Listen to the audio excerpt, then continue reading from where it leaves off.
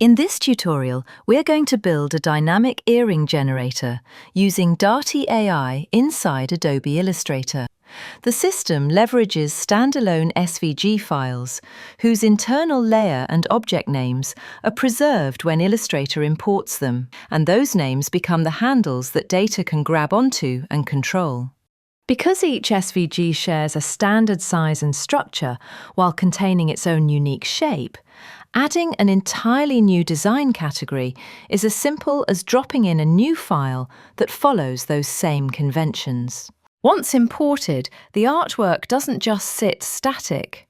Data continues to drive how each shape is placed, aligned, and stacked relative to the others, forming the final earring structure procedurally. This opens up a way of working that Illustrator has never natively supported: external data controlling the assembly of structured vector artwork. Before we begin, it's important to understand how SVG and Illustrator work together. When artwork is exported as an SVG, the names of layers and objects are preserved. And when that file is imported back into Illustrator, those names come with it. Darty-Ai detects those names automatically and converts them into accessible tags, meaning imported artwork can immediately be targeted for further manipulation through data. To make this work, we first prepare a template document containing pre-configured placeholders that incoming SVG artwork will replace. For this tutorial, the product is an earring built from 3 dynamic components, each imported from an SVG file specified in the spreadsheet. Once placed, each component is aligned vertically to the one above it. And because the system handles unknown geometry automatically, shapes of any kind will always assemble correctly, without overlapping. This means new shapes can be added to the library at any time, and the composition will just work. From there, generating new earring variations is as simple as referencing different SVG files in the spreadsheet. Let's take a look at the template document. The Illustrator file contains 2 main layers. The first is a background layer called BG layer. This can contain any background static artwork. The second layer is called product layer. Inside this layer, there is a group containing the components that will form the earring. Within that group, there is a subgroup called prod style. It contains the placeholder objects that will eventually be replaced by the incoming SVG shapes. There is also a group called hook group, which represents the top hook of the earring, the part that connects to the ear. The product group has been pre-configured with a graphic style consisting of a black fill and a magenta stroke. This makes it easy to visualize the shapes during the tutorial. Later in the tutorial series, we will take advantage of graphic styles to dynamically change the appearance of the product. For now, the style simply helps us see what is happening. Inside the product group, there are 3 placeholders. Each placeholder has been tagged with a unique name: prod-plc-1 through 3. So the spreadsheet can assign a specific SVG file to it. For the source SVG files used in this tutorial, several sets of shapes were created in 3 different size categories. The largest category includes an optional 2-path design that can create a frame effect, among other things. In the frame version of the earring, a smaller path is cut out of a larger one to create a hollow frame, as Darty-Ai can use Pathfinder commands or alternate graphic styles to control how that inner path behaves. Later in the tutorial series, these imported SVG files will even contain nested placeholders of their own, allowing additional dynamic elements to be inserted after the shapes are placed. The standalone SVG files also contain a few additional artifacts besides the main shape. Each SVG includes connector line artwork that represents the chain links between earring segments.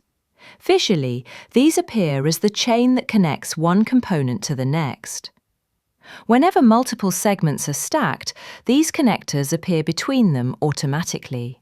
Whichever component ends up being the bottom of the earring should not have a chain extending below it. The Darty-Ai system detects the final segment and removes the bottom connector, so the design appears correct. Now we can build out the data for the import process.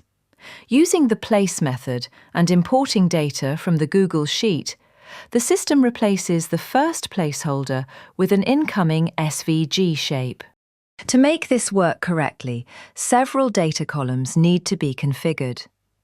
The first column defines the file path, which points to the Shapes folder. In this example, the folder is located relative to the Illustrator document. Next, we define a series tag, which assigns a name to the newly imported object. The system appends a number to the tag, so each instance can be uniquely identified. We also disable clipping, since the default behavior for placed artwork is to embed it inside a clipping mask. In this workflow, we want the unclipped artwork instead, especially since our connector shapes jut outside of the artboard by design. Finally, we set the fit option to Original. This ensures that the imported shape retains its original size rather than being scaled to match the placeholder. We do the same for prod-plc-2 and prod-plc-3 and run the imported data to perform a quick test. To populate a test row of data, we make sure to paste some file names from our Shapes folder into the spreadsheet on the 5th row, the start of the Darty-Ai data body. Remember that the top 4 rows of the Darty-Ai spreadsheet constitute the Darty header. We also use the Tags tab of the Darty-Ai interface to automatically pre-tag all named artwork all at once by clicking Tag by Names All.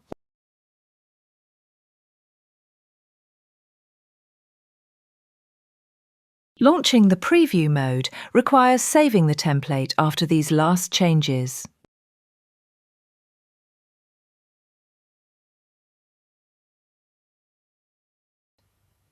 At this stage, all of the shapes are successfully imported and replace their placeholders. However, they are not yet assembled into the final structure. In order to manipulate the placed SVG contents, especially when moving the connector shapes later, we must use the Name to Tags method. It automatically turns every item's name into Darty-Ai tags.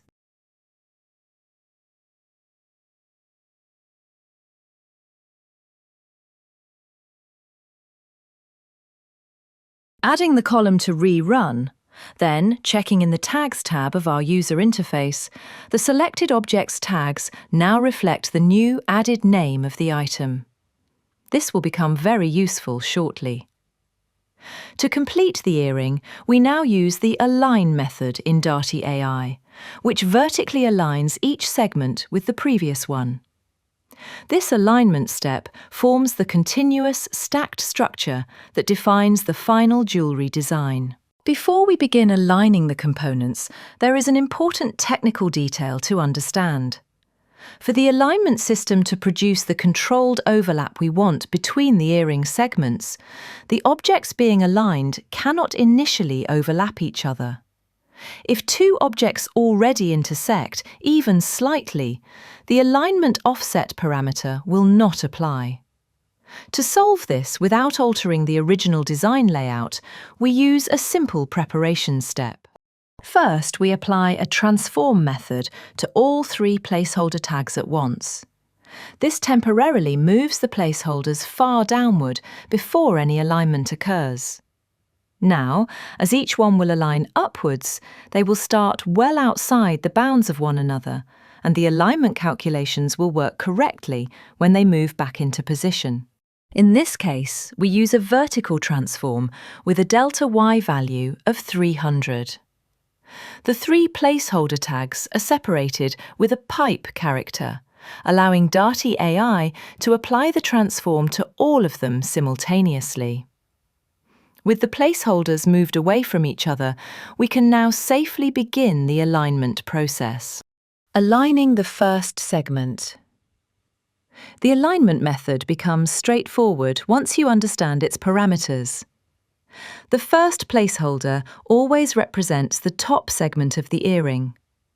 For this object, the alignment parameter is set to T, meaning we will align the top edge of the placeholder. The alignment target is the object called hook, which is the static element representing the top hanger of the earring. The target anchor point is set to B for bottom. In other words, we are aligning the top of the placeholder to the bottom of the hook. When we test this configuration, we can see the first placeholder move directly beneath the hook object. The system is now ready to stack additional segments below it.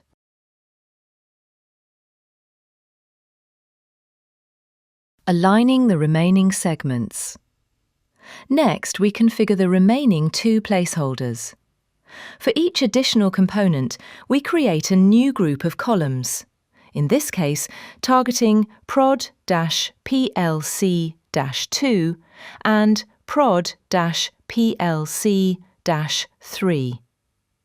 Each of these placeholders receives its own SVG import using the same parameters we used earlier. The fitting option remains set to original and clipping remains disabled.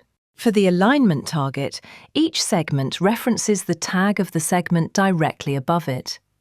This creates a simple stacking rule where every new component aligns to the bottom boundary of the previous one. When we test this configuration, the segments assemble into a vertical chain structure. However, during testing, we may notice a small issue. On some combinations of shapes, there is a slight gap between the connectors. Because each shape can have a different size, this spacing must be controlled. Using alignment offset for controlled overlap. To correct this, we introduce the offset parameter within the alignment method. Because our initial transform step moved the objects away from each other, the offset value now behaves reliably. This allows us to intentionally overlap the segments. First, we test an offset value of -20. After previewing the result, the overlap appears too aggressive. Reducing the offset to -5 produces the more desirable connection between segments. With this adjustment in place, all components stack together smoothly, regardless of which shapes are imported. At this stage, the procedural assembly of the earring is working as intended. Let's take a pause to review. At this point, we have achieved several key milestones. External SVG files are being imported into the template. Those imported shapes retain their internal structure and naming. Darty-Ai automatically tags the new artwork. And finally, the alignment system assembles the components into a complete earring design. However, a few details still need refinement. Removing the bottom connector. One small issue remains. The final segment of the earring still contains a connector chain that extends downward. Because it is the last segment, this chain should not appear. Fortunately, this can be solved automatically. We use the remove method with a tag search that targets the connector inside the final segment container. The tag search looks like this: new-shape-b1 greater than connector-b. This expression targets the object named connector-b located inside the container new-shape-b1. After testing the command, the bottom connector is removed correctly, regardless of which shape ends up in the final position. Correcting connector styling. Another visual issue becomes apparent during testing. The connector lines appear much thicker than expected. This happens because the connectors were imported into placeholders that reside inside a group containing our graphic style. That style includes a heavy stroke intended for the main shapes, but it is far too thick for the delicate connector lines. To fix this, we relocate the connector objects into the hook group, where they can inherit a different styling context. This is done using the Z-order method. The tag search expression, _connector, targets every object whose tag begins with the word connector. The method then moves those objects into the hook group. Once the connectors are no longer inside the styled container, their stroke width immediately returns to its intended appearance. Later in the tutorial series, we will take full control of these visual properties using dynamic graphic styles.